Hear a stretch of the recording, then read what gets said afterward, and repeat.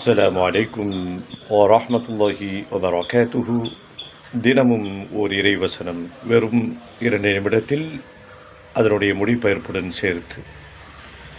அஊது பில்லாஹி மினஷ் ஷைத்தானிர் ரஜீம். விரட்டப்பட்ட ஷைத்தானுடைய தீங்குகளை விட்டும் இறைவா உன்னிடத்திலே நான் பாதுகாவல் தேடுகிறேன். பிஸ்மில்லாஹிர் ரஹ்மானிர் ரஹீம். அளவற்ற அருளாளனும் நிகரற்ற அன்புடையோனுமாகிய இல்லாமல் அல்லாஹுவின் திருப்பெயரால் துவங்குகிறேன்.